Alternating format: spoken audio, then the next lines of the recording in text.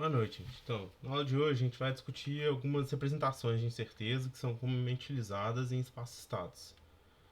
Dentro das formas apresentadas, a gente vai dar um destaque principal à incerteza politópica, certo? E a gente vai discutir um pouquinho bem curto sobre a incerteza limitada em norma, que também é uma outra forma de incerteza muito comum, mas a gente vai dar um destaque para ela mais para frente na matéria.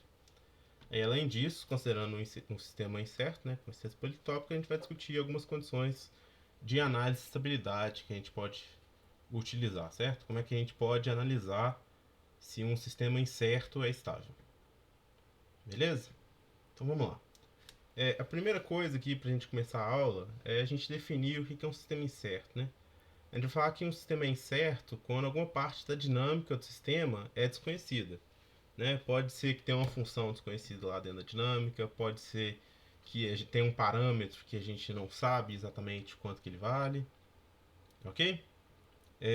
Pode ser que teve um erro no processo de modelagem, por conta disso a gente não tem certeza se o modelo é exatamente aquele que a gente está usando, ok? Então, independente da origem da incerteza do sistema, nessa aula a gente vai buscar representar o que a gente conhece sobre a incerteza, certo? A gente vai falar tipo assim, olha, eu não conheço meu sistema, mas eu não conheço 100% ele, certo? Mas eu conheço uma família aqui de sistemas que vai cobrir ali meu sistema, que eu tenho certeza que cobre o meu sistema. De forma que se eu garantir alguma coisa para essa família, eu vou garantir para o meu sistema. Ok? Então esse é o ponto principal aqui desse tipo de representação de sistema incerto, né? Que é, ao invés de a gente descrever um único sistema, a gente está descrevendo uma família de sistemas, certo? E a ideia é aquela que eu acabei de falar, que se a gente provar alguma, né, propriedade para a família de sistemas inteiros, a gente garante que o sistema tá lá, como ele está lá dentro, vai, certo? Vai também ter aquela propriedade. Então dá para ver já, né, com essa descrição que dependendo da família que a gente escolher, se a gente escolher ela muito larga, a gente vai ter um conservadorismo muito grande, né? A gente pode estar sendo conservador, ok? Então o ideal é sempre a gente utilizar uma descrição de certeza que está cobrindo só o que a gente precisa. Então, nessa aula a gente vai discutir principalmente essas duas formas de representação de certeza, que são a incerteza limitada em norma e a incerteza politópica. E aí, depois disso a gente vai dar uma atenção extra que é a incerteza politópica e como é que a gente pode utilizar ela para fazer é, algumas condições de análise, certo? Como é que a gente pode fazer condições de análise para esse tipo de representação de incerteza. Ok, então vamos começar aqui, já que depois a gente vai dar uma ênfase maior para a incerteza politópica, vamos começar aqui discutindo primeiro, né, a incerteza limitada em norma, certo? Para esse tipo de incerteza, né, que a gente tem aqui descrito aqui embaixo, sistema contínuo, sistema discreto, a gente tem conhecidos a matriz A, a matriz F e a matriz G. Que para os sistemas contínuos a gente vai ter uma descrição dessa forma aqui, em que a gente tem lá x ponto é A mais F delta G vezes x, certo? Sendo que as matrizes A, F e G são conhecidas, a matriz delta ela é desconhecida, mas a gente sabe que ela obedece esse limitante, certo? A norma de delta tem que ser menor do que 1. Okay? Da mesma forma, a gente pode ir lá, né, para os sistemas discretos, a gente vai ver que é quase a mesma representação, né? A gente só trocou o x ponto por x de k mais 1 e do outro lado x de k. Mas aqui continua a mesma coisa, A mais F delta G, com delta sendo ali menor do que 1 em norma, ok? Então, aqui a gente vê, né, na incerteza limitada em norma, que a gente pode separar, né, o nosso modelo em duas partes. A gente tem uma parte conhecida e uma parte que está representando a incerteza, certo? Então, para o modelo limitado em norma, a gente pode pensar que a gente tem um modelo nominal e uma incerteza que está somando em cima desse modelo nominal. Okay? Essa é a ideia ali na reputação limitada em norma. Ok?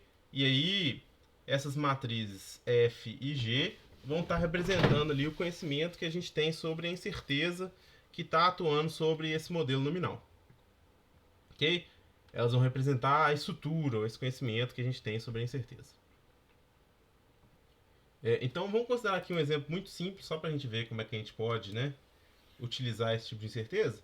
Vamos considerar aqui um sistema contínuo mesmo. Vamos considerar que a gente tem um sistema que ele é assim, ó, x ponto é menos ax, só que a gente não tem certeza do valor de a. A gente sabe que a pode estar entre 2 e 5. Para a gente poder escrever dessa forma aqui, como é escalar, esse caso aqui é fácil de fazer, o que a gente precisa fazer primeiro? A gente precisa de achar um valor nominal. O sistema escalar aqui, dessa forma, ele é um valor, né, sempre a incerteza limitada em norma, como, né, além de valor nominal, a gente pode chamar de valor médio, é o valor que está no meio mesmo, né, do conjunto. Então aqui no caso, a gente pode criar lá a barra, certo? Que vai estar ali no meio, que vai ser 3,5. Ok? E aí a gente vai achar a distância ali, que vai ser, né, 1,5 ali a distância, para cima e para baixo, né, mais ou menos 1,5. Então a gente pode escrever, né, com aquela representação ali em cima, dessa forma aqui, ó, x ponto vai ser menos... Deixa eu escrever seguindo a anotação certinho. Opa, passou, desculpa.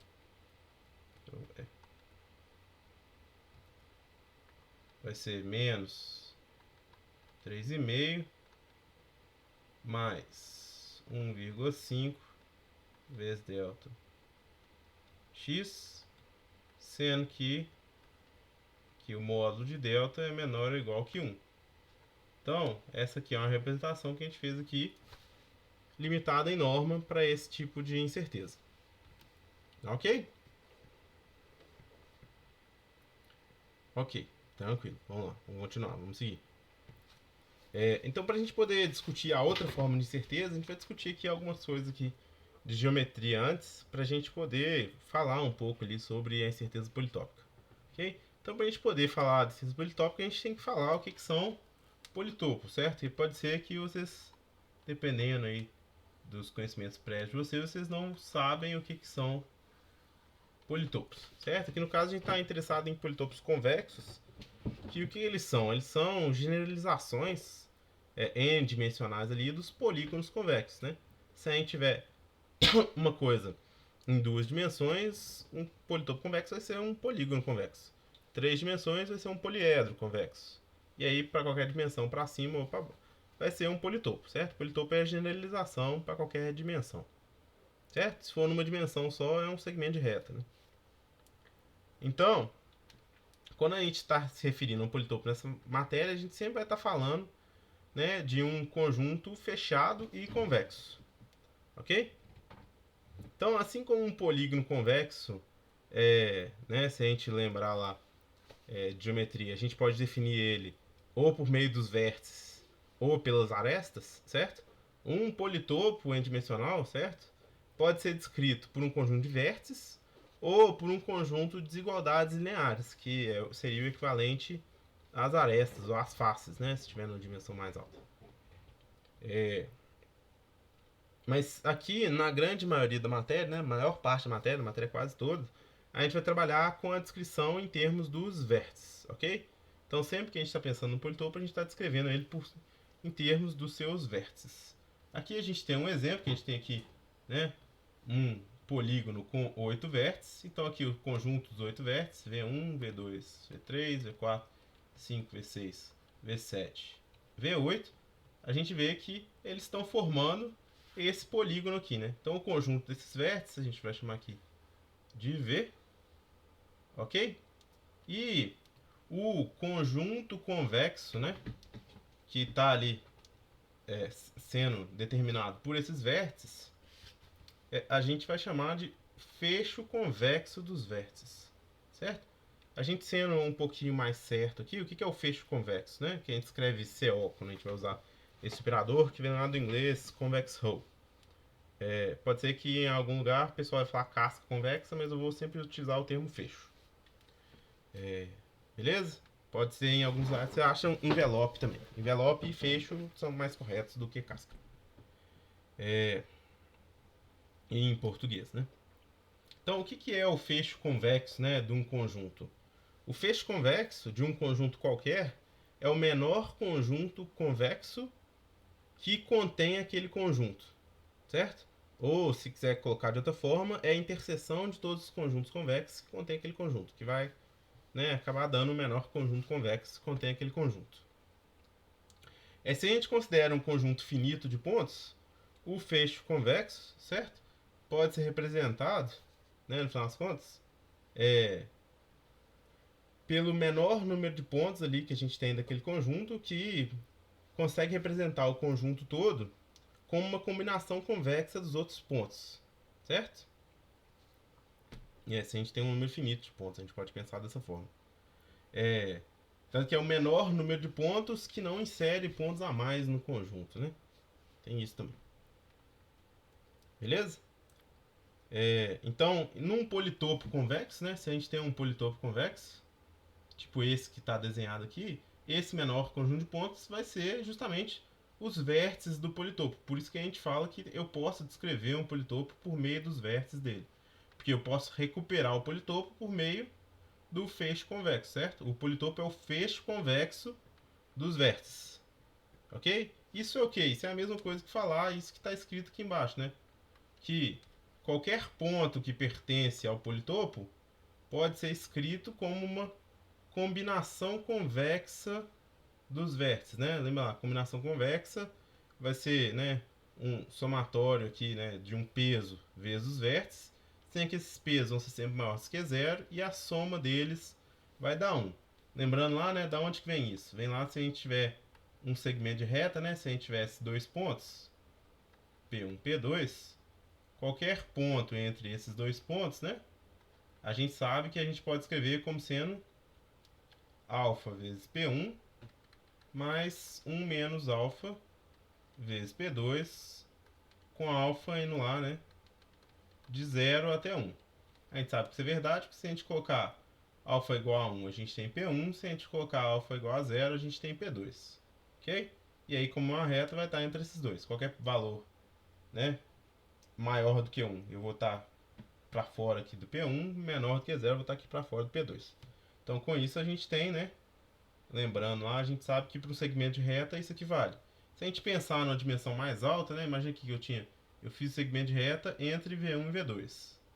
Ok? Se eu tiver um ponto que está aqui, eu posso pegar, por exemplo, eu vou, certo, julgar aqui nesse segmento de reta. Então eu achei essa componente aqui dele, certo? Então eu vou usar esse ponto aqui.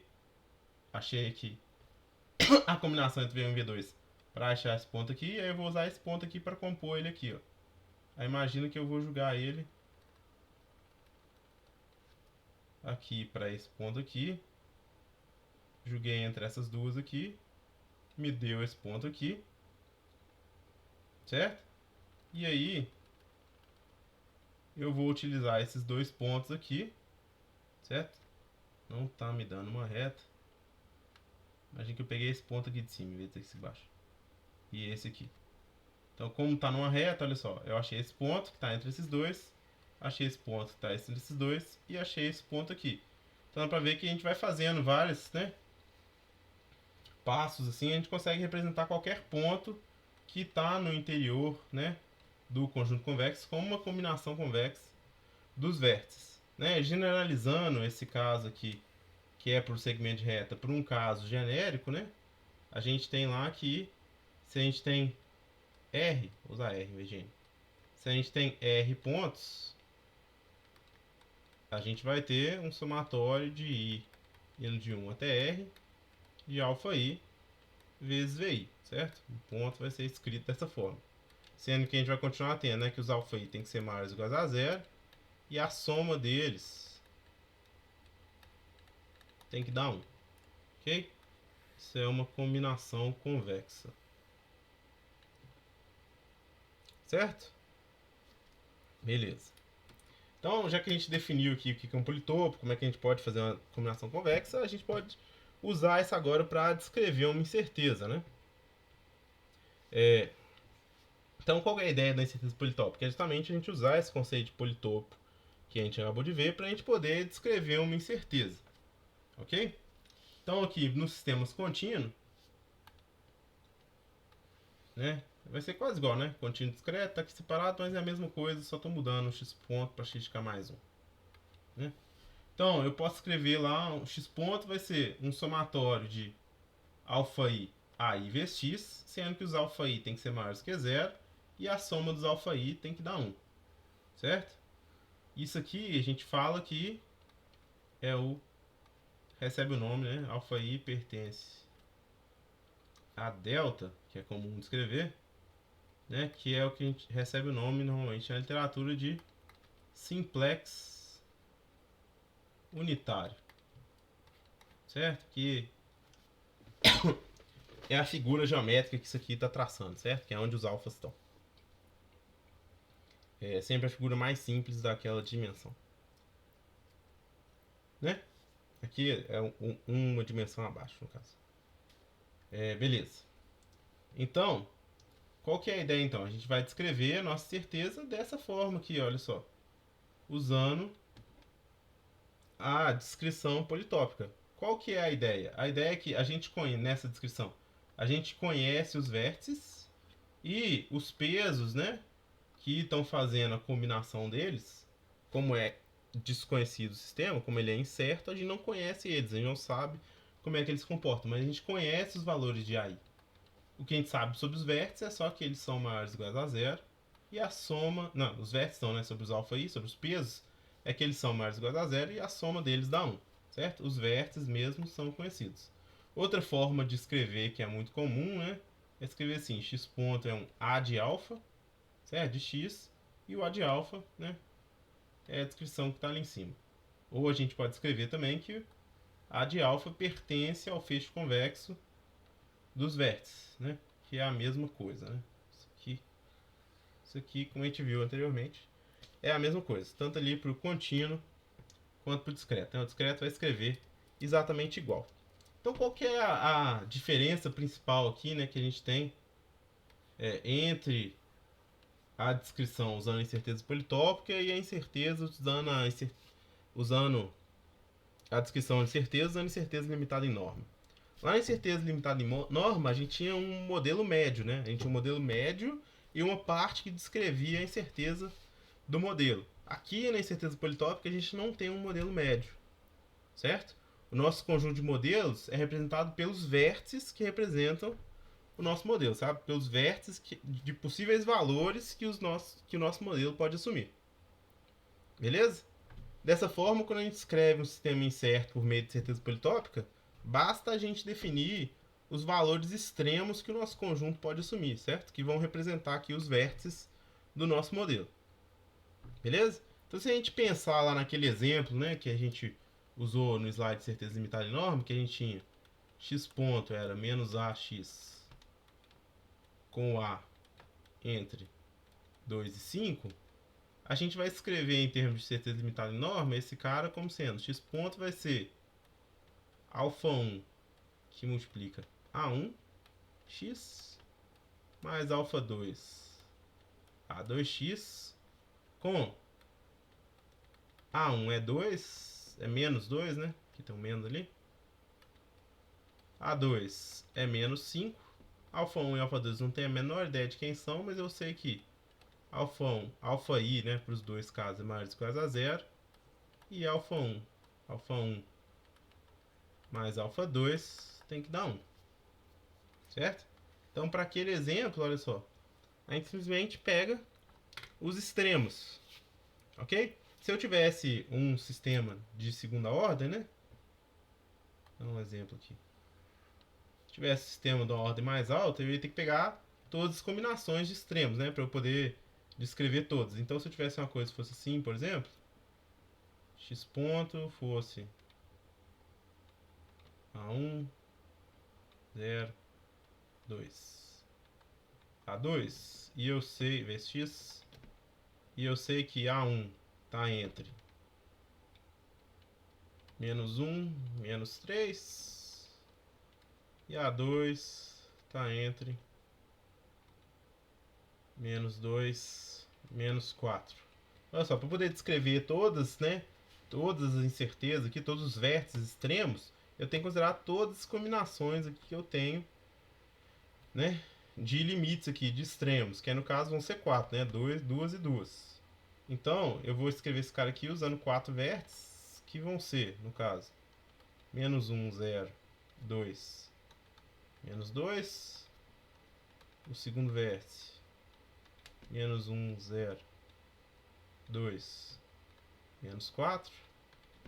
O terceiro vértice, como sendo menos 1, 0, menos 3, 0, 2 e menos 2. E o quarto vértice, né, como sendo menos 3, 0, 2 e menos 4. Ok? Então esses vértices aqui, ó, vão descrever o sistema incerto.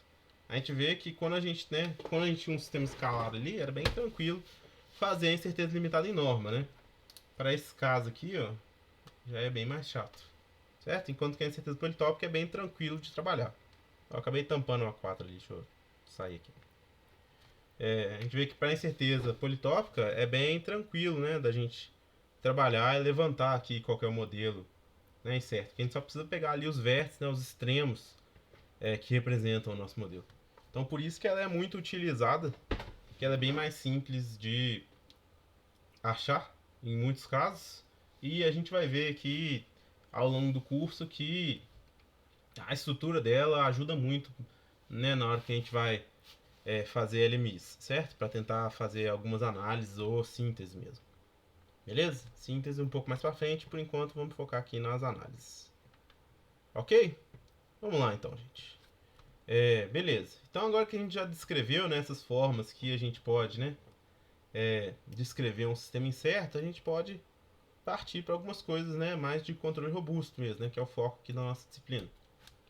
Então, vamos definir aqui o que é estabilidade robusta. A gente vai falar que, né, um sistema ele é robustamente estável quando a estabilidade é garantida para todo o conjunto descrito pelo modelo incerto, certo? Se eu tenho um sistema lá incerto, ele é robustamente estável se todo o conjunto descrito por aquele modelo incerto é estável, certo? Se a incerteza for invariante no tempo, né? Se a incerteza for invariante no tempo, ou seja, ela é desconhecida, mas ela é fixa, né? Se fosse ali politópica, por exemplo, o alfa não varia, limitado em norma, o delta, ele é desconhecido, mas ele também é fixo, certo? A gente conhece lá as condições lá de teoria de sistemas lineares que a gente pode testar, né? Então a gente poderia testar essas condições. Então a gente sabe, né, que se eu tiver lá incerteza limitada em norma, invariante no tempo, basta que isso aqui seja verdade, que o meu sistema vai ser robustamente estável, certo? Da mesma forma, para a incerteza politópica, basta que isso aqui seja verdade, ok? Que é a parte real da matriz A para todas as matrizes A, né? Do conjunto tem que ser negativa, certo? Se for discreto, né? O módulo, né? Dos autovalores da matriz A para todo o conjunto, né? Para todas as matrizes A, tem que dar menor do que 1. Ok? Então a gente pode pensar, beleza. Então, já que eu sei isso, eu posso só testar, certo? Vou testar ali e vou testar nos vértices. Né? Então, provavelmente, se os vértices forem estáveis, vou combinar uma coisa estável com outra coisa estável, deve dar uma coisa estável. Mas não, isso não é verdade, certo? Vamos ver um contra-exemplo aqui, olha só. Né? Mesmo se a gente considerando aqui sistemas invariantes no tempo, né? Que são mais simples, né? A incerteza não está variando no tempo, a gente está sendo mais bem bonzinho ali. Né? Falando assim, ó, eu não sei o que é e eu sei que isso aí é fixo. Eu não conheço, mas eu sei que o parâmetro é fixo. É isso aí. Então vamos considerar aqui, olha só, que eu tenho esses dois vértices aqui para incerteza politópica, certo? Agora, daqui para frente, a gente vai focar na incerteza politópica mesmo nessa aula. Se a gente tem esses dois vértices aqui, olha só, A1 é menos 1, 3, 0 e menos 1. Né? Com a matriz, né, triangular, eu sei que os autovalores vão ser quem está aqui na diagonal, menos 1 e menos 1. Certo? Parte real menor do que 0, beleza, assintoticamente estável. Vértice 2, menos 1, 0, 3. De novo, triangular, inferior agora. Autovalores são os elementos que estão na diagonal, menos 1, menos 1. Se eu pego agora uma combinação dos dois, meio e meio, vou pegar, né, meio desse com meio desse. Certo? Vai aparecer um termo aqui, né? fora da diagonal, né? No caso, não ficou triangular mais. Então ficou menos 1, menos 1, 1,5, 1,5. Calculando os autovalores desse cara aqui, ó, dá menos 2,5. Ok, mas dá meio, que é maior do que zero. Esse cara aqui, ó, essa combinação aqui, ela é instável. Certo? Então o que a gente sabe aqui, olha só, que a gente acabou de mostrar aqui com esse contra-exemplo. Bem simples, segunda ordem. Certo? Primeira ordem não tem como, né? Primeira ordem realmente só testar o vértice. Não vai fazer diferença não. Qualquer ordem para cima de 1, aí já não é só testar, né? Os vértices. Então o que acontece quando a gente tem uma ordem, né? 2 ou mais, né? Do sistema.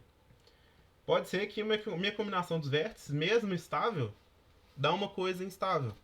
Então, se eu quero testar usando esse teste de autovalores, o que eu ia ter que fazer, né, para eu ter certeza absoluta? Eu ia ter que testar todos os elementos do conjunto, certo? Esse mesmo, né, contra-exemplo que a gente fez aqui para os sistemas contínuos, né, testando autovalor, né, a parte real menor do que zero dos autovalores, vale também para os sistemas discretos, certo? Não tem uma garantia de que é uma combinação de duas matrizes que tem valor, né, tem autovalores ali menores do que 1, vai dar um negócio que tem autovalor menor do que 1. Beleza? Isso, beleza. Certo. Então, qual que é a ideia então, se eu for usar esse teste? A ideia é que, para eu ter certeza, eu tenho que testar para todos os elementos do conjunto. Certo? Mas aqui, mesmo nessa incerteza politópica aqui, ó, que a gente acabou de ver, quantos elementos tem conjunto? Infinitos, né? É todas as combinações possíveis, né, da combinação convexa ali entre A1 e A2, né? Ali variando o valor de 0 até 1. A gente pode achar qualquer coisa. Né? Então tem infinitos testes que você vai ter que fazer. Você tem que testar para qualquer valor de alfa, né? Alfa 1 entre 0 e 1 e alfa 2 igual a 1 menos alfa 1. Certo? Você ia ter que testar para todos esses valores. E isso pode, computacionalmente, testar para todos é impossível, né?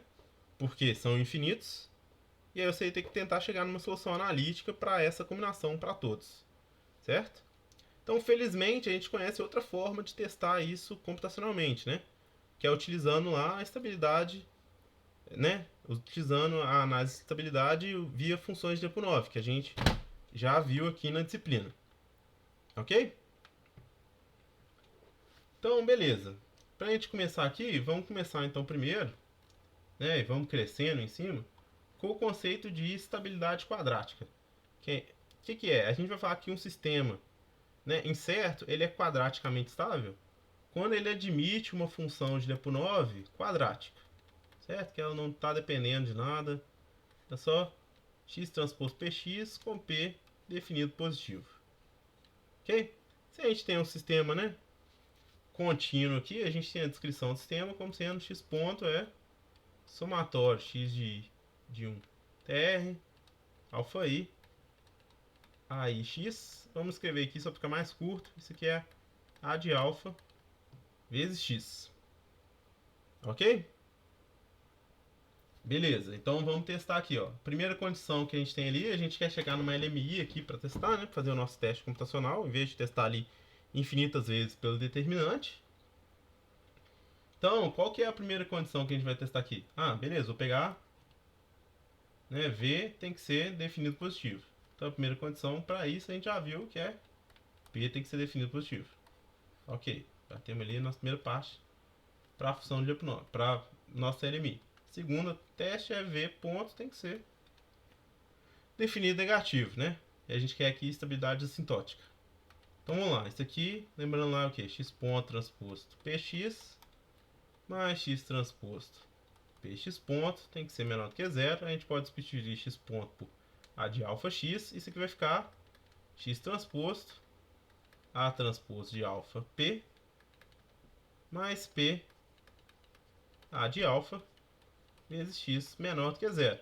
Então, ó, tem uma forma quadrática, tem uma matriz ali no meio, então eu preciso que, né, meu segundo ponto tem que ser a transposto de alfa p mais P de A de alfa tem que ser menor do que zero. Ok? Beleza, chegamos no LMI aqui.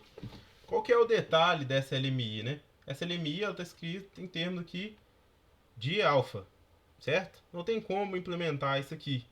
Por quê? Porque isso aqui tem dimensão infinita. A gente ia ter que testar para todos os alfas se a gente fosse escrever isso aqui, certo? E aí agora a gente vai usar algumas propriedades da incerteza, né, politópica, para a gente poder chegar numa forma que a gente chama de forma finita, né? A gente quer chegar num conjunto finito de LMIs para a gente poder testar, porque senão eu não estou ganhando nada em relação ao outro teste lá do alfa, certo? Então vamos lá. Qual que é um teste aqui? Então vamos reescrever essa LMI aqui, ó. Olha só. Isso aqui é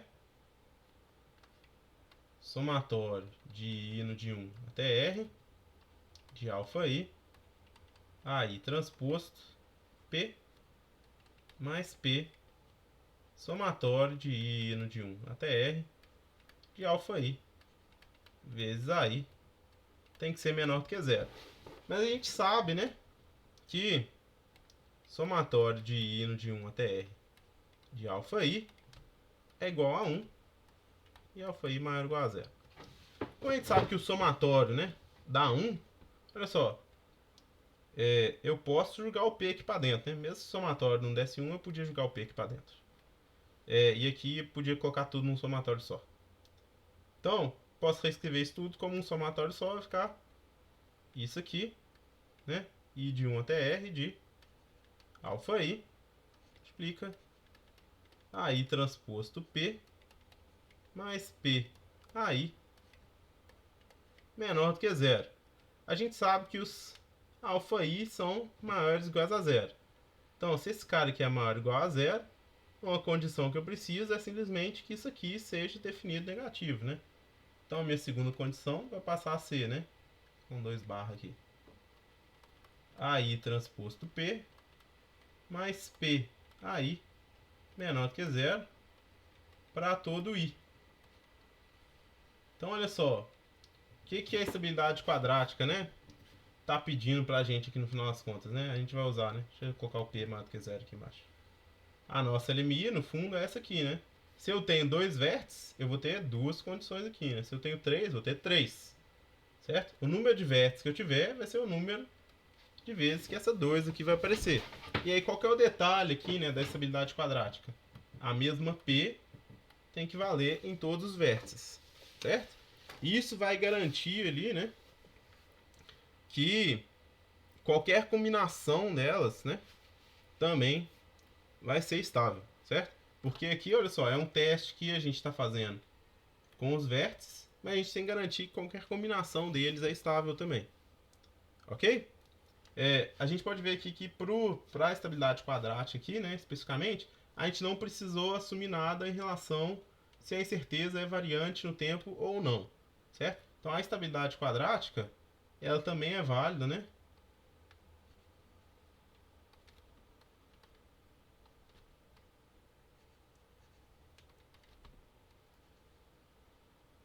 Quando a incerteza é variante.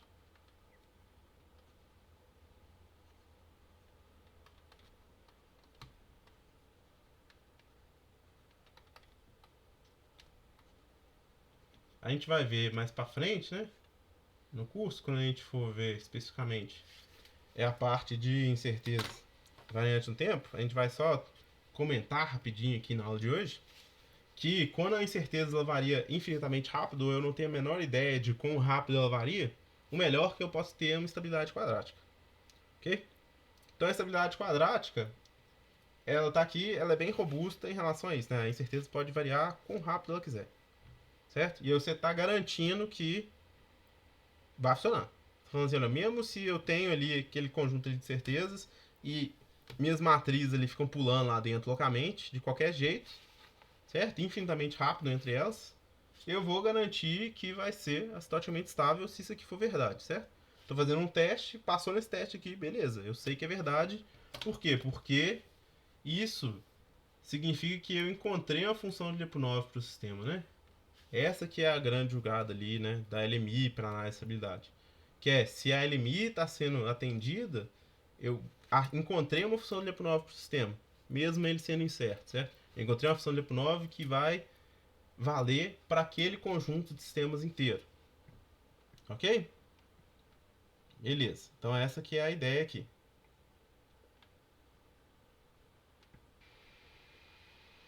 Então, gente, vamos lá, continuar aqui.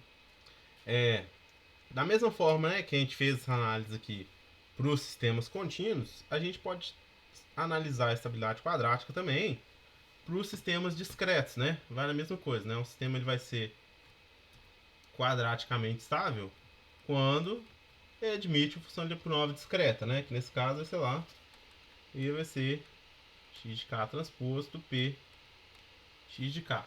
Então a primeira coisa que a gente precisa, né? V tem que ser definido positivo. Então isso vai implicar em ter P definido positivo. E a segunda, né, a gente precisa que ΔV seja definido negativo, né? Como a gente sabe que a descrição do sistema, né, ele é incerto, tem uma incerteza politópica, dessa forma aqui, né? Aí x de k, e a gente vai escrever como A de alfa de k, considerando que pode variar no tempo, vezes x de k. Beleza?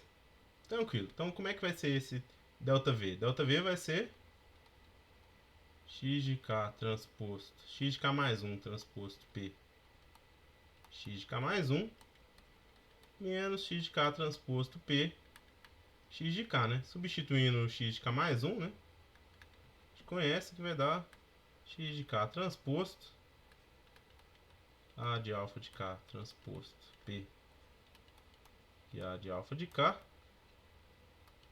menos p x de k tem que ser definido negativo.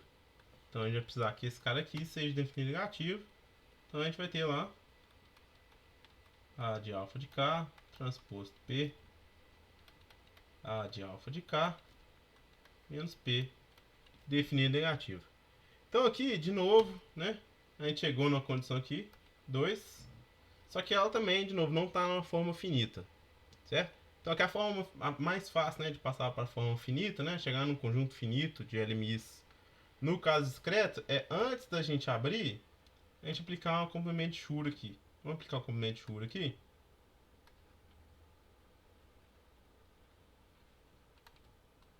Para facilitar a nossa vida.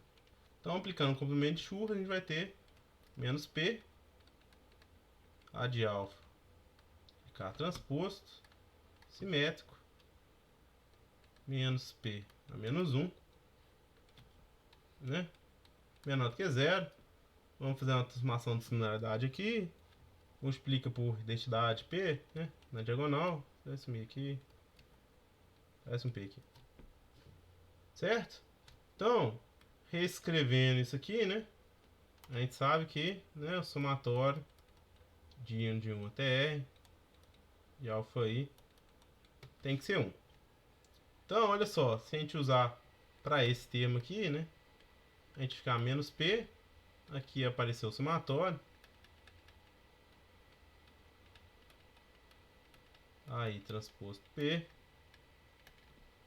menos P, menor do que zero.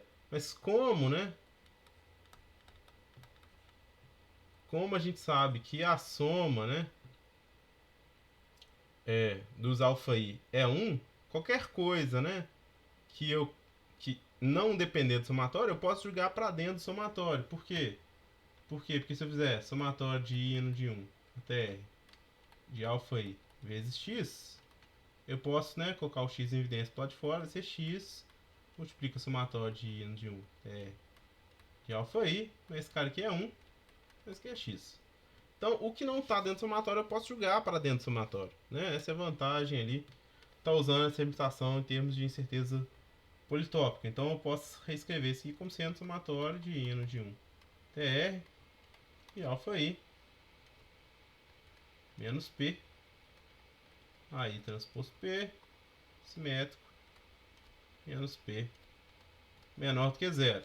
Mas como eu sei que os alfa I, né, tem que ser maiores maiores ou iguais a zero, eu sei que a condição, né, que eu vou ter, que vai ser a condição finita, 2 barra aqui, vai ser pegar só esse cara aqui, né?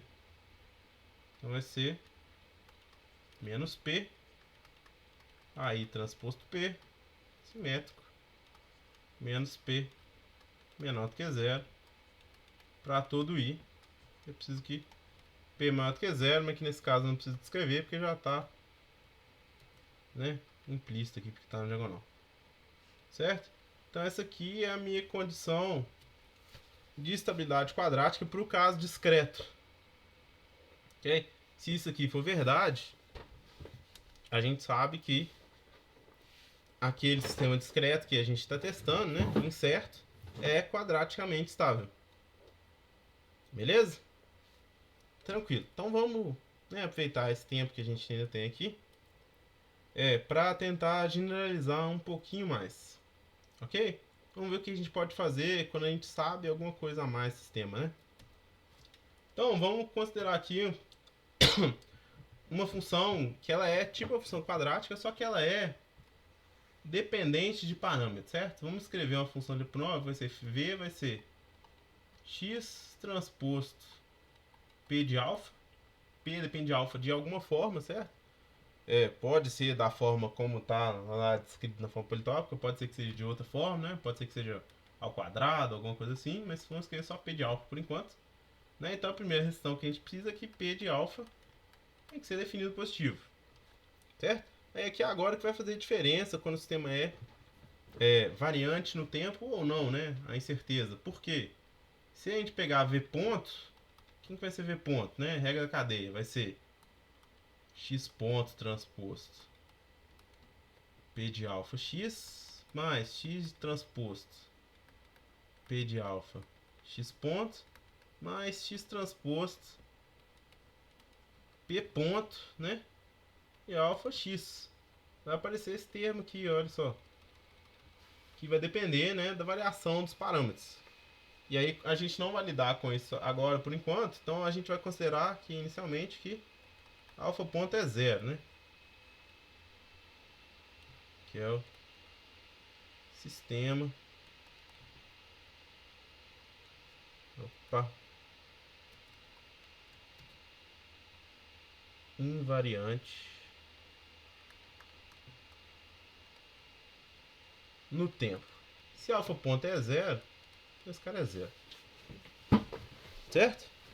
Então, sobra esses outros termos que a gente tem aqui. Beleza? Então vamos considerar, né, que a nossa P, vamos considerar que P de alfa é somatório de I de 1. PR de alfa I, PI. Da mesma forma que a incerteza, né, o parâmetro incerto ali, né, o peso incerto, está no sistema, a gente vai considerar ele na função de Lyapunov, certo? E aqui o nosso sistema, né, a gente tinha lá que x ponto era somatório de 1 PR de alfa I a I x, né? Que é o A de alfa x. Ok? Então olha só o que vai acontecer aqui agora nesse caso. Na hora que a gente for escrever de novo, ó, a primeira condição que a gente já teve foi P de alfa maior do que zero. Como a gente está considerando que P de alfa está nessa forma aqui, ó, a gente chegou em somatório de I de 1 até R de alfa I. PI tem que ser definido positivo, né? Nesse caso aqui, né, uma condição suficiente, nesse caso vai ser necessário porque é um somatório só, vai ser eu ter PI definido positivo para todo I. Certo? Vamos ser mais chato aqui. Uma condição não é suficiente, a gente está muito preocupado com necessidade, não. Condição suficiente é isso aqui ser verdade, né? Se isso aqui for verdade, isso aqui vai ser verdade, se isso aqui for verdade, então V é definido positivo. Certo? Então a gente precisa que todas as matrizes P sejam definidas positivas. Beleza? Então essa aqui é a nossa condição 1. Para a condição 2, o que a gente tem lá? A gente tem que ver ponto, né? Ser definido negativo. A gente vai chegar em x transposto A transposto de alfa P de alfa mais P de alfa A de alfa, esse x menor do que zero. Então olha só o que aconteceu aqui agora, né? Vamos abrir os somatórios aqui de novo. Apareceu dois somatórios, ficou somatório de I indo de 1 até R, alfa I, aí transposto, somatório de J indo de 1 até R, e alfa J, PJ, mais somatório de J até R, alfa J, PJ, somatório indo de 1 até R, alfa I, aí tem que ser menor do que zero, né? A gente sabe, né? A gente acabou de usar ali no sistema discreto que o somatório, né, dos alfa I dá 1. Então o que não depende a gente pode jogar para dentro do somatório. A gente pode escrever esses dois somatórios, né, colocando para todo mundo. Pode colocar todo mundo desses dois somatórios. Então isso aqui vai ser somatório de I indo de 1 até R, somatório de J indo de 1 até R, de alfa I, alfa J, AI transposto PJ, mais PJ, AI, menor do que zero, certo? Então, olhando para esse somatório duplo aqui, ó, a gente sabe, né, que o alfa I é maior do que zero. A gente poderia ficar tentado a falar assim, então uma solução que eu tenho, né, uma condição que eu tenho é suficiente, é eu pegar isso aqui menor do que zero, né, definido negativo, para todo I e para todo J.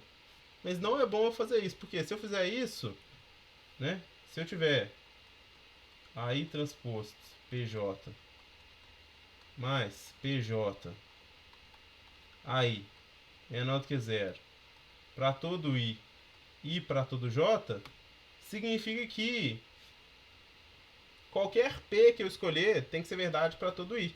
Então eu não vou estar ganhando nada complicando e adicionando esse tanto de LMI aqui em relação a LMI quadrática, certo? Em relação a usar uma P única, usar uma P fixa, certo? Eu fiz uma P variando parâmetros, se eu usar isso aqui, eu joguei tudo fora. Por quê? Porque isso aqui, né, tá implicando. Deixa eu sumir aqui para eu ter mais espaço. Isso aqui tá implicando que uma P única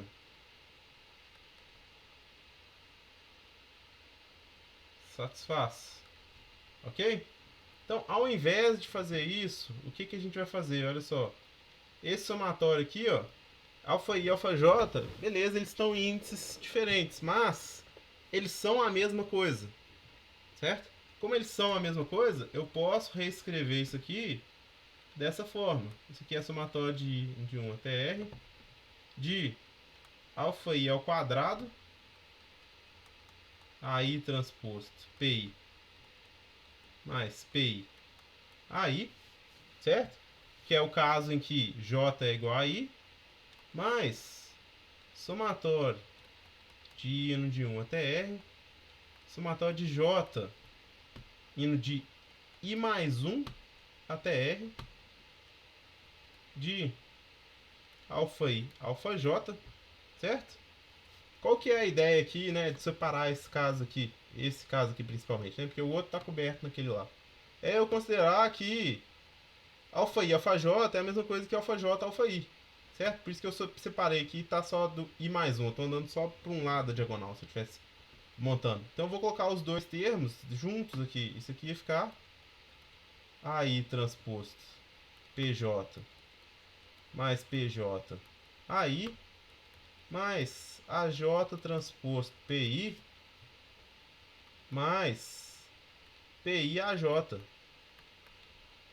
menor do que zero.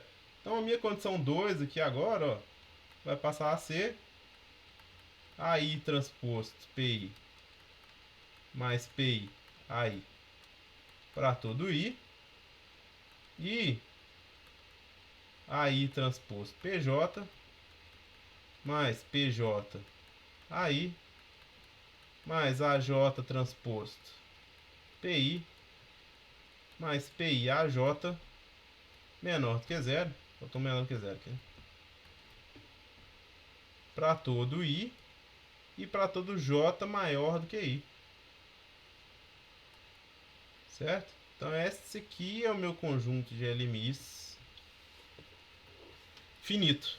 Certo? Então, essa condição é só uma condição, né? Isso aqui é suficiente para isso aqui. Certo? Tá nem perto de ser necessário. Mas já é melhor do que usar isso aqui. Certo? Por quê? Porque isso aqui está falando que toda P tem que satisfazer todo mundo. Aqui não, aqui está falando, olha só. A P tem que satisfazer sozinha só o próprio vértice e os outros elementos cruzados vão aparecer a combinação deles somando. Ok? Beleza. Certo. Essa é uma forma da gente fazer. A outra forma, agora a gente vai usar aquilo que a gente, né, viu nas aulas anteriores, certo? Olha só, eu posso fazer isso aqui, tentar escrever com um somatório só, que eu não preciso entrar nessa condição aqui usando um somatório duplo. Qual que é a ideia para eu tentar escrever isso aqui com um somatório só? Eu vou usar o lema de Finsler. Pode ser outra forma qualquer aqui de separar a matriz P da matriz A, mas a gente vai fazer uso do lema de Finsler aqui, nessa aula, certo? Então o que a gente tem, né? Lá, vamos voltar aqui. A gente tinha a gente já tem V x transposto P de alfa x, né? Com P de alfa sendo somatório de TR de alfa e PI, que levou a gente ter a condição lá, né? 1 que é PI maior do que 0, tá tudo aí. Certo? E a gente sabe, né, que o sistema, escrevendo o sistema aqui, é A de alfa vezes x. Então a gente vai chegar lá de novo, né? V ponto, né? E a gente sabe que alfa ponto é 0, né? Para não aparecer o termo ali no V ponto. Certo? A gente sabe isso aqui do sistema. Então V ponto ficou x ponto transposto P de alfa x mais x transposto P de alfa x ponto tem que ser menor do que 0. A gente vai escrever, né, como sendo x ponto transposto x transposto. Vou escrever do outro jeito. Vou colocar o x primeiro só para ficar no jeito que tá no slide, eu acho, do Pedro. X transposto x ponto transposto que multiplica x com x, tem? Não. Tem x transposto com x ponto? Tem. P de alfa. Aqui é simétrico. Aqui é 0. Vezes x ponto. Certo? A gente quer que isso aqui seja definido negativo, mas a gente sabe que, né, a gente tem a seguinte relação, né? A de alfa menos identidade que multiplica x ponto é 0. Certo?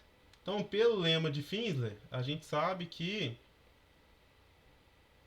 né, a gente poderia escolher aqui, né, uma matriz junto com esse cara aqui, né? Esse aqui é o B, né? B vezes x. Ok? Qual que é a ideia aqui, né? A ideia para simplificar a nossa vida, né? Para não aparecer um somatório duplo de novo. A gente poderia escolher um termo aqui do Finsler que depende do parâmetro também, certo? Provavelmente dá um resultado melhor.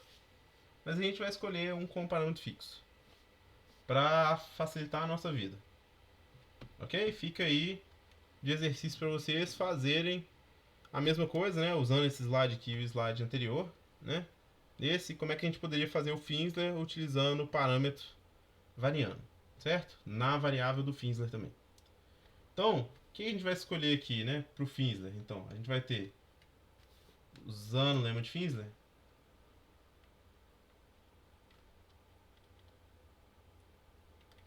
zero, P de alfa, simétrico, 0, mais x1, x2, A de alfa menos I mais, vamos colocar transposto aqui, só ficar A de alfa transposto menos I x1 x2 definir negativo, que vai dar x1 transposto A de alfa mais A de alfa transposto x1, ok?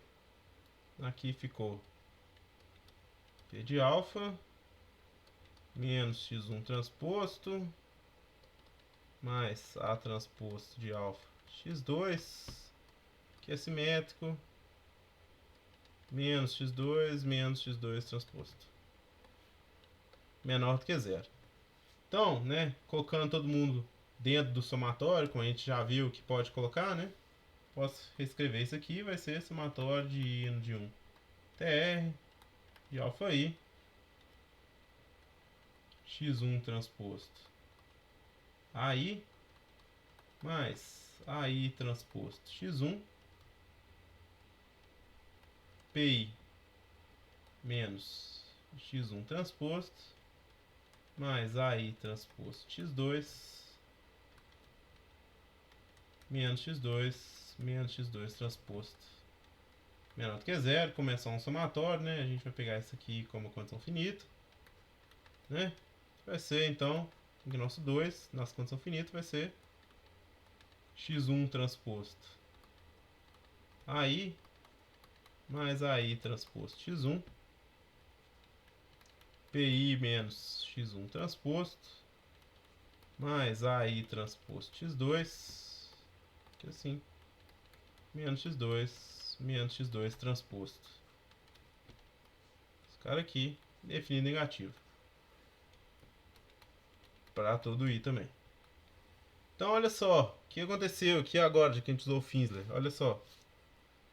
O que aconteceu é, olha só, o PI ficou para todo AI.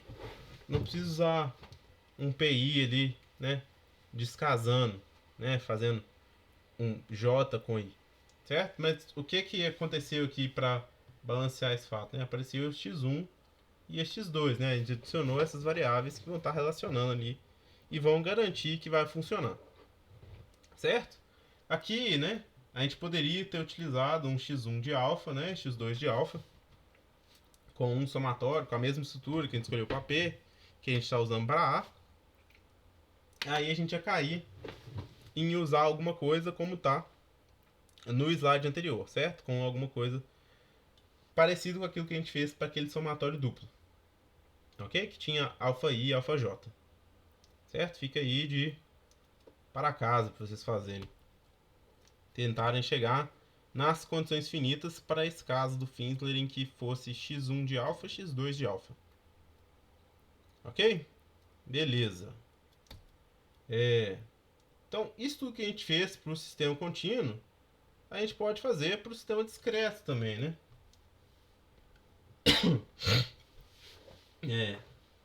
Para o sistema discreto aqui a gente pode ser um pouco mais bonzinho. Mas vamos considerar aqui para simplificar a nossa vida também, né?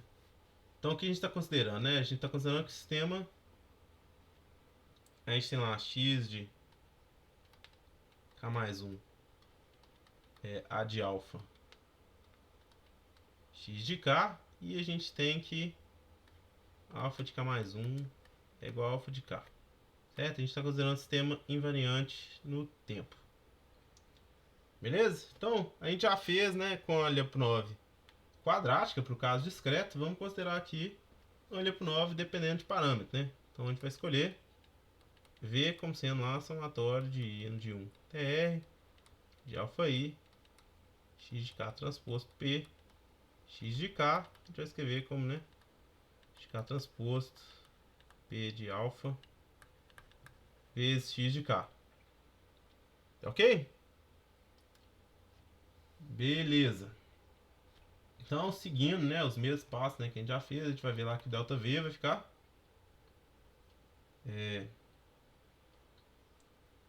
né, a gente tem, né, antes de tudo, né, desculpa, Antes de tudo, para ser definido positivo, então a gente precisa aqui P de alfa tem que ser definido positivo. Então a gente sabe, né? Condição suficiente para isso é P de I definido positivo para todo I. Essa aqui é a nossa condição de positividade da função de Lyapunov. Beleza? Pensando lá no delta, a gente vai ter lá delta V vai ser, né? Opa. X de K mais 1 transposto P de alfa X de K mais 1 menos X de K transposto P de alfa X de K, que a gente sabe que vai chegar em X de K transposto A de alfa transposto P de alfa A de alfa menos P de alfa, certo? Se, olha só, o que ia acontecer aqui, né? Um detalhe que é importante, né? Se isso aqui não fosse verdade, né? Se alfa de K mais 1 não fosse igual a alfa de K, esse termo aqui, ó, certo? Ele ia aparecer no futuro, né? Ele ia aparecer com alfa de K mais 1, certo? E a gente ia ter que considerar um somatório separado para ele. Nós vamos considerar que é igual, certo? O sistema é invariante no tempo. Então, a gente tem isso aqui para x de k, né? Isso aqui é verdade, que é esse aqui definido negativo. Então tem aquele termo ali dentro, a gente pode usar o complemento de Schur já de uma vez, né?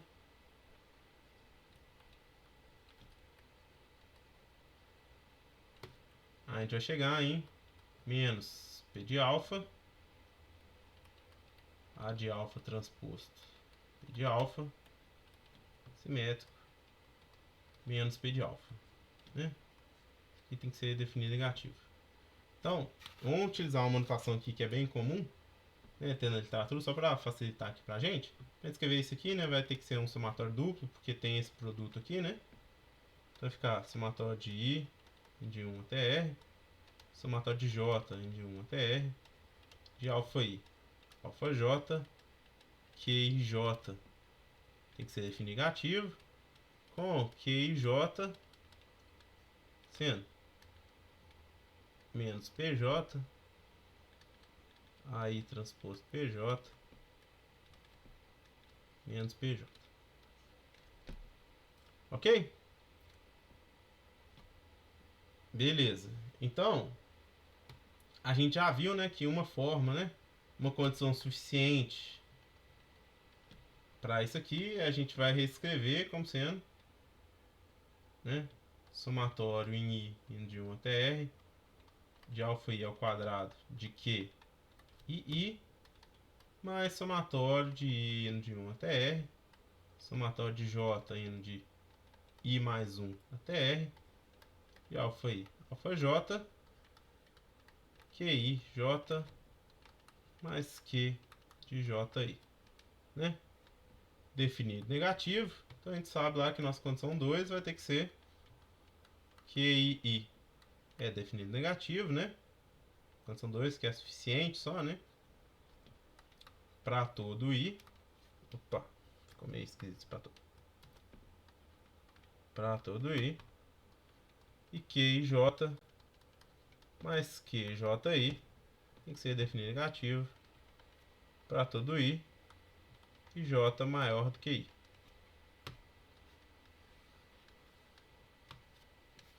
Ok? Onde QIJ, né? É dado por isso aqui. Beleza, gente? Então essa é uma forma que a gente pode fazer ali no discreto. Certo? A gente pode ver que chegou no somatório duplo, né? De novo. Então a forma de a gente evitar esse somatório duplo de novo é a gente pode usar, por exemplo, o lema de Finsler, né? Que é uma forma aí de relaxação que a gente aprendeu aí no curso. Tem outras formas de fazer, mas a gente vai dar uma ênfase grande aqui no lema de Finsler. Então, qual que é a diferença, né, principal, né, que apareceu lá na hora da gente fazer o delta V, né? Ia ficar com x de k mais 1 transposto P de alfa, x de k mais 1 menos x de k transposto P de alfa, x de k. Eu vou reescrever isso aqui como sendo... Opa. X de k transposto. X de k mais 1 transposto. X de k com x de k. Menos P de alfa. 0, 0. Tem um P de alfa positivo. Né? Eu vou mudar só porque o que eu uso normalmente é o contrário. Vai me dar um nervoso aqui, mesmo se eu não sei se tá desse jeito lá no outro não, mas...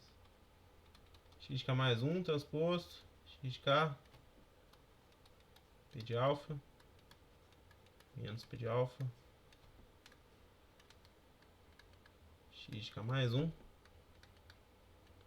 x de k.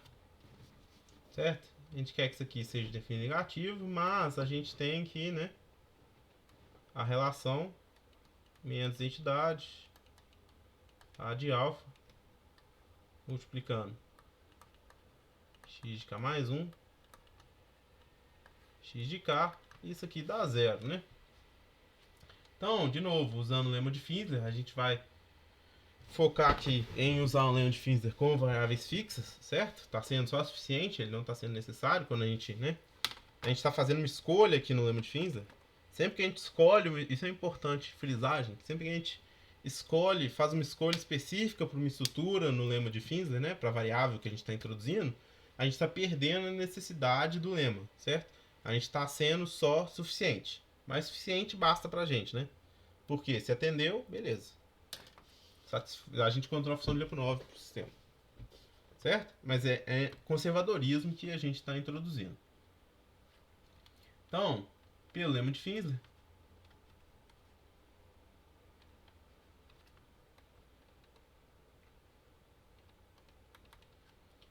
o que a gente vai ter? A gente vai ter P de alfa, 0, 0, menos P de alfa, somando com x de 1 transposto, x de 2 transposto, menos identidade A de alfa, mais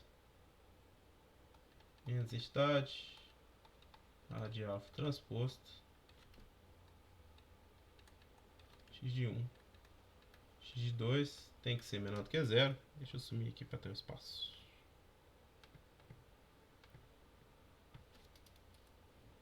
Né? De forma que isso aqui vai dar pra gente P de alfa menos x1 transposto menos x1.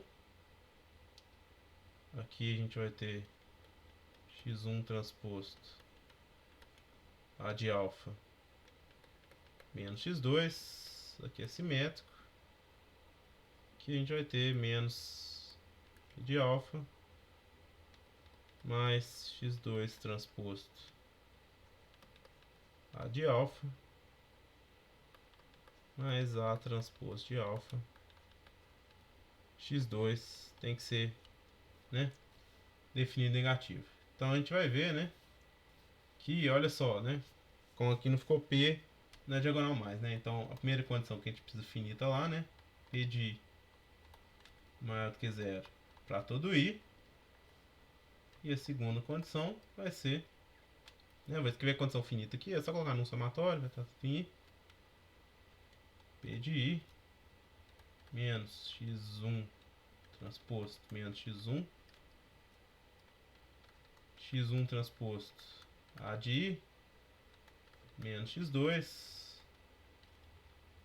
menos P de I mais x2 transposto A de I mais A de I transposto x2.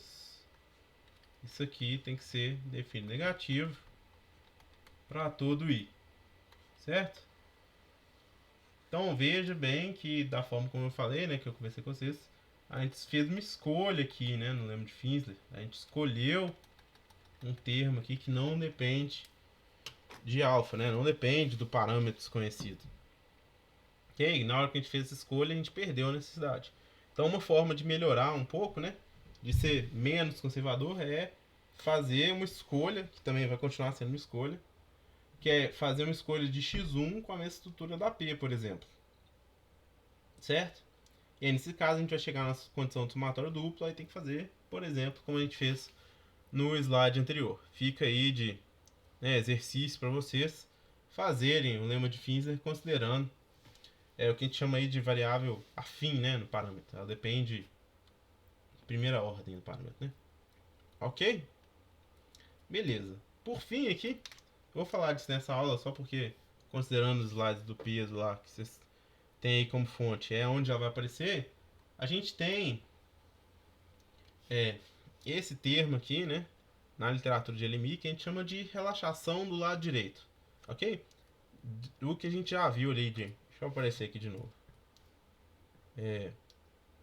O que a gente já viu aqui, que a gente já discutiu de estabilidade robusta, né? É aquilo que a gente discutiu mesmo. Isso aqui é para relaxar qualquer condição que a gente tem, né, com o somatório duplo convexo, né? Então, qualquer condição que a gente tiver dessa forma aqui, né?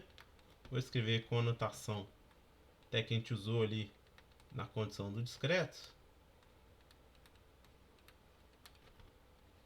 de Q e J. A gente quer encontrar uma condição que seja menos conservadora para isso aqui, certo?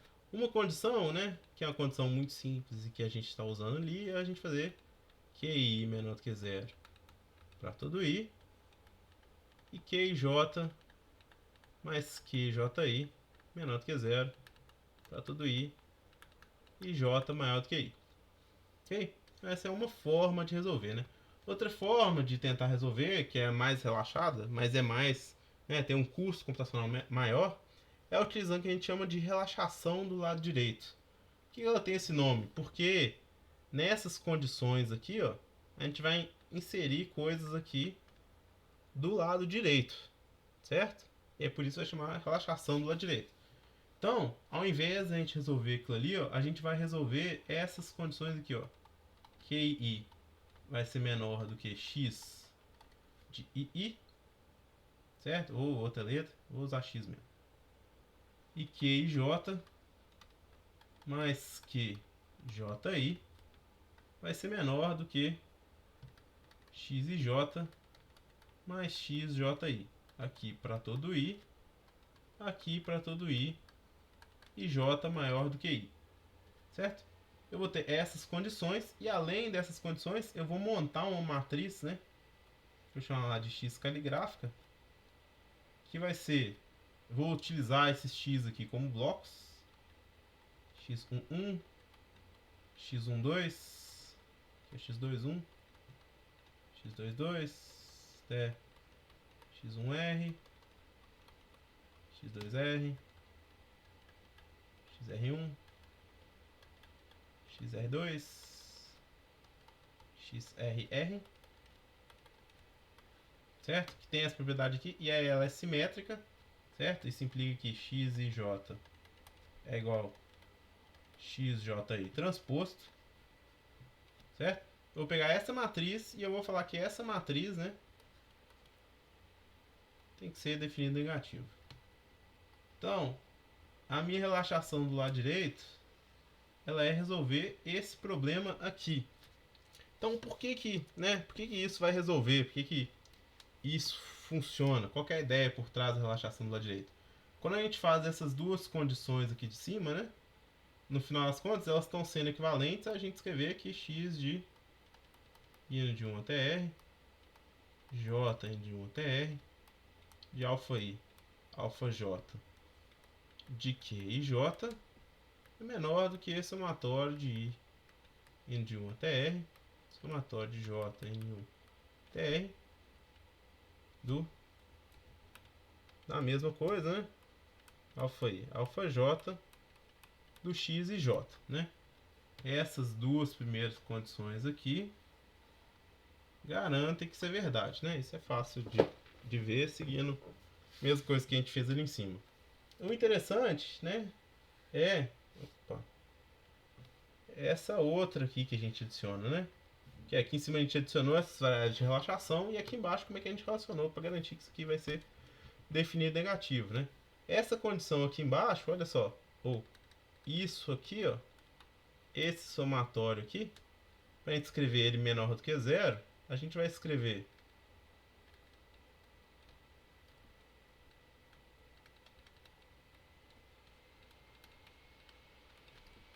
x e j. Isso aqui pode ser escrito como sendo alfa Kronecker, alfa vetor, né? Identidade transposta que multiplica as matrizes x, que multiplica alfa vetor Kronecker e identidade, né? Pra gente ver aqui, ó, o que é alfa, esse alfa Kronecker identidade, né? A gente escrever ali como sendo alfa 1 identidade, alfa 2 identidade, até alfa r identidade, né? Isso aqui é isso aqui, certo? A matriz x é aquela que a gente teve ali, então aqui é x1, 1, x2, 1, xr1, x1, 2, x2, 2, xr2, x1r, rr. Isso. Alfa 1 identidade, alfa 2 identidade, alfa r e identidade, certo? A gente reescreveu, né, esse somatório nessa forma quadrática aqui, olha só. Ficou uma forma quadrática, ok? Se eu tenho uma forma quadrática, eu estou tampando, deixa eu sair aqui. Se eu tenho uma forma quadrática e eu quero que ela seja, né, definida negativa, basta que a matriz da forma quadrática seja definida negativa. E aí com isso eu vou garantir, né, se isso aqui é verdade, eu vou garantir que essa forma quadrática é definida negativa, que por sua vez vai garantir que isso aqui é definido negativo, que vai garantir que o Q vai ser definido negativo. Certo? Então a relaxação do lado direito é esse conjunto, né, de equações que está aqui, que a gente pode utilizar, né? Qual que é o custo dela, né? A gente vai introduzir mais essa condição, né? A gente vai ter essa LMI extra aqui, que é bem grande, ela tem bastante linhas. E a gente vai introduzir as várias variáveis de relaxação do lado direito, certo? O custo maior dela é em termos de variáveis extras que a gente adiciona, ok? Mas costuma dar um resultado muito melhor do que quando a gente utiliza, né? Isso aqui dá um resultado muito melhor do que isso aqui, normalmente, certo? Em termos de a gente consegue testar para casos, né? A gente consegue provar que sistemas são estáveis, né? Que no caso que a gente está testando, fazendo a acessibilidade, em casos que no outro a gente não conseguiria, certo? Tem um conservadorismo menor. Certo? Então a gente fica por aqui na aula de hoje, gente. Espero que tenha dado para entender. Ela ficou um pouco grande, mas é isso aí. Obrigado.